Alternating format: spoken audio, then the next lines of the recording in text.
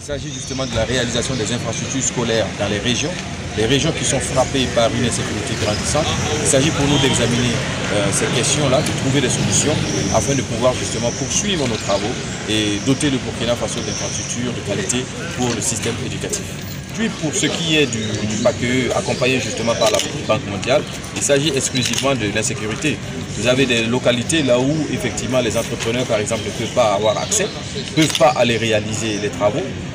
Nous sommes tous conscients de ces difficultés-là. Quand on sait que l'accompagnement de la Banque mondiale est aussi conditionné par un data timing, ça veut dire que le temps court et qu'il va falloir pour nous trouver des solutions.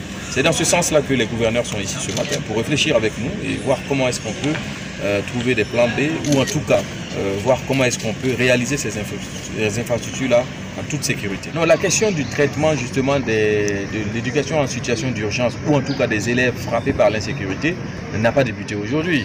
Je vous fais remarquer que le ministère de l'Éducation nationale a mis en place un système qui permet d'accueillir, de recevoir les élèves en classe d'examen. Nous avons également enregistré beaucoup d'élèves qui n'avaient pas de documents parce que leur zone a été frappée par l'insécurité. Ils ont pris leur bagage, ils ont quitté leur localité, ils n'ont pas pu avoir l'acte de naissance avec eux. Nous avons quand même enregistré ces élèves-là et nous poursuivons justement la reconstitution de leurs documents pour plus tard. Certains aussi n'avaient pas les moyens pour faire l'inscription. Nous avons également mis en place un système d'urgence permettant de prendre en compte tous ces élèves-là. Donc c'est un travail de longue haleine qui n'a pas débuté aujourd'hui.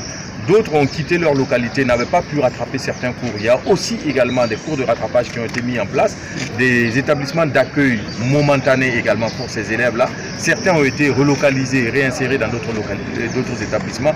Donc c'est un travail de longue haleine qui se fait depuis très longtemps et ce n'est pas à quelques encablures des examens que nous allons commencer ce travail-là. Alors est-ce que